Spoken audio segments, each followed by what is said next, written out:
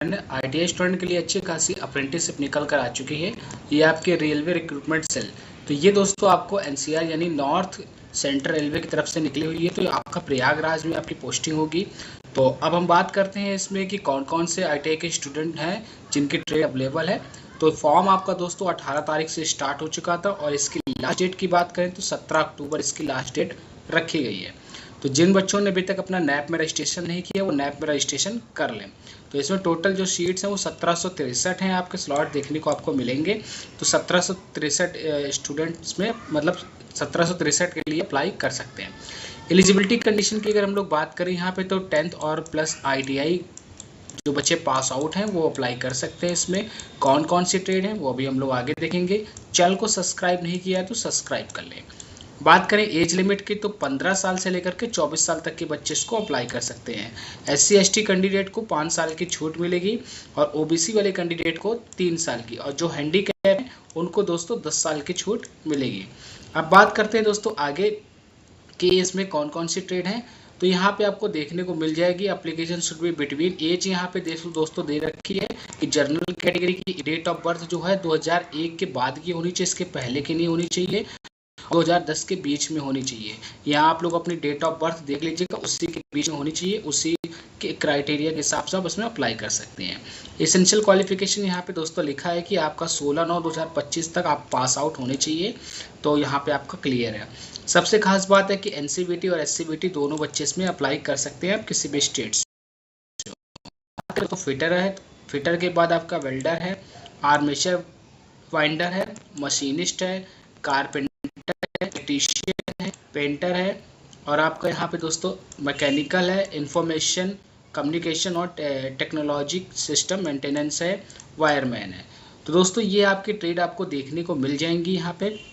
ये आपकी फिर प्लम्बर भी है, इसमें आपका मैकेनिक कम ऑपरेटर, इलेक्ट्रॉनिक कम्युनिकेशन सिस्टम भी है, हेल्थ स्टेशनरी इंस्पेक्टर है, और आपका मल्टीमीडिया वेब पेज डिज़ाइनर है, फिर क्रेन है आपकी, और यहाँ पे आपका ड्राफ्ट्समैन सिविल दोस्तों देखने को आपको ये भी मिलेगा।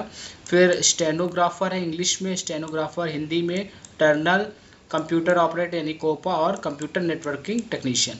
दोस्तों टोटल 21 ट्रेड पे आपके यहाँ पे वैकेंसी निकली हुई है। तो दोस्त जितने भी स्टूडेंट हैं वो तुरंत अप्लाई करते हैं, बिल्कुल भी देरी ना करें। खास बात आपका क्या क्या होना चाहिए दोस्तों, आपका नैप में रजिस्ट्रेशन होना चाहिए। जिन बच्चों का नैप में रजिस्ट्रेशन नहीं है वो रजिस्ट्रेशन जरूर कर लें। उसका लिंक इस वीडियो के डिस्क्रिप्शन में मैंने दे रखा है कि किस तरह से आपको रजिस्ट्रेशन करना है।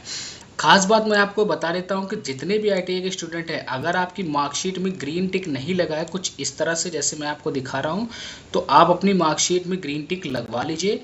क्योंकि अगर आपकी मार्कशीट में ग्रीन टिक नहीं लगा होगा, वेरीफाई नहीं होगी, तो आपका सिलेक्शन दोस्तों नहीं होगा। बहुत बच्चों का फॉर्म रिजेक्ट हो जाता है। तो जितने भी बच्चे अपनी अप्रेंटिसशिप करना चाहते हैं वो उसमें अप्लाई कर सकते हैं। SC ST की कोई फीस नहीं है। यहाँ पे देखिए आपकी लिखी हुई है कि SC ST और फीमेल कैंडिडेट की कोई फीस नहीं होगी। अब फीमेल कैंडिडेट वो किसी भी कैटेगरी से हो, या जनरल कैटेगरी से हो, या SC या ST किसी भी कैटेगरी से, सिर्फ जनरल में आपकी बॉयज़ कैटेगरी की फ़ीस लगेगी 100 रुपये। SC ST की कोई फ़ीस नहीं है। तो आप निःशुल्क इसमें अप्लाई कर सकते हैं, और अप्लाई करने का प्रोसेस की आप साइट पे जाकर इसको अप्लाई कर सकते हैं। साथ ही आप नैप से भी जाकर वहाँ पे भी अप्लाई कर सकते हैं। नैप का रजिस्ट्रेशन होना दोस्तों मैंडेटरी है। अब बात कर लेते हैं इसका मेडिकल सर्टिफिकेट आपका कैसा होना चाहिए और कास्ट सर्टिफिकेट। तो इसी के लास्ट में आपको नोटिस में देखने को मिल जाएगा। जब आपका सिलेक्शन हो जाएगा तो आपको मेल के माध्यम से आपका सिलेक्शन आएगा। जो भी आपका सिलेक्शन होगा इसमें मेरिट लिस्ट के हिसाब से आपका सिलेक्शन हो जाएगा। उसके बाद आपको दोस्तों एक मेल आएगी। तो जब मेल आएगी तो वहाँ पर आपको सारी चीज़ें देखने को मिलेंगी। फिटर की कितनी सीट है आपको यहाँ पर स्लॉट देखने को मिल जाएंगी। सबसे ज़्यादा फिटर की है 581। आप लोग इसको रेट कर लीजिएगा, नोटिफिकेशन मैं आपको दे दूँगा।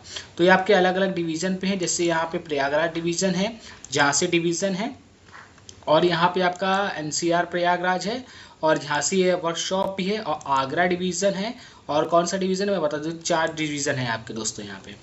अब यहाँ पे आ गया देखो प्रोफेशनल फॉर कास्ट सर्टिफिकेट। ये कास्ट सर्टिफिकेट के फॉर्म कुछ इस तरह से होना चाहिए।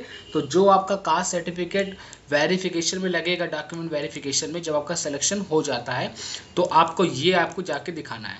तो जिन बच्चों का जब फॉर्म आप डालेंगे तो मेरिट लिस्ट के हिसाब से आपका सिलेक्शन होगा। उसके बाद आपको DV के लिए बुलाया जाएगा।